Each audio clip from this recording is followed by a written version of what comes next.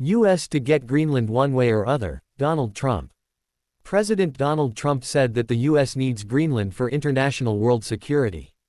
Washington, United States. President Donald Trump urged Greenland on Tuesday to choose to join the United States but vowed to take the Danish-ruled island one way or the other whatever the locals decide.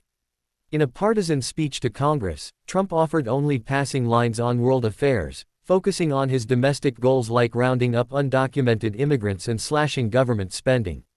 But he underlined his expansionist vision of the United States, as he repeated his aspirations to take Greenland and claimed an initial victory on retaking control of the Panama Canal. 1 week before general elections in Greenland, an autonomous territory of Denmark with an independence movement, Trump said he had a message for the incredible people of the sparsely populated but mineral-rich and strategically placed island.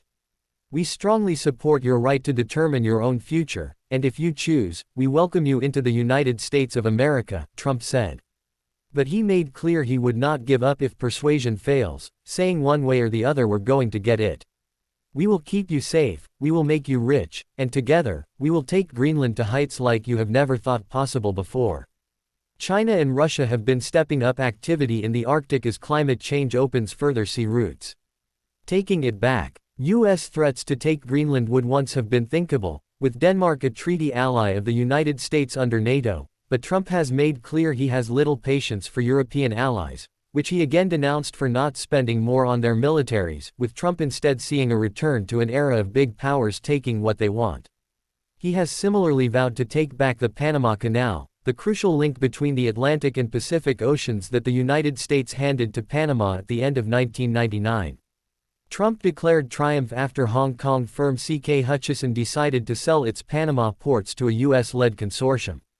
Trump and Secretary of State Marco Rubio had complained that rival China had gained too much influence over the canal and could shut it down in a conflict with the United States.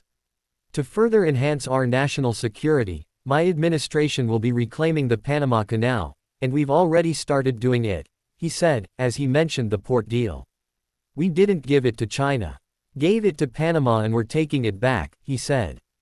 Trump had earlier not ruled out military force to seize either the Panama Canal or Greenland. Trump has paradoxically sought to cast himself as a peacemaker.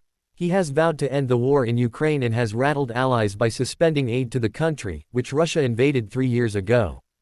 Addressing Congress, Trump read a message from Zelensky in which the Ukrainian leader sought to repair the damage and voiced a willingness to sign a deal in which the United States would take much of Ukraine's mineral wealth. It's time to end this senseless war.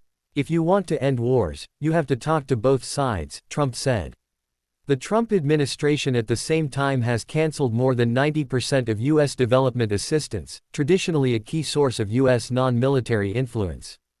Trump has described aid as not in the U.S. interest, with his advisor Elon Musk, the world's richest person, pushing massive cuts to make way for tax cuts. Trump rattled off a list of previous aid grants and reserved mockery for a project in the landlocked African country of Lesotho, which has one of the world's highest rates of HIV/AIDS. $8 million to promote LGBTQI+ in the African nation of Lesotho, Trump said, struggling with the pronunciation. Which nobody has ever heard of, Trump added to laughter from Republican lawmakers.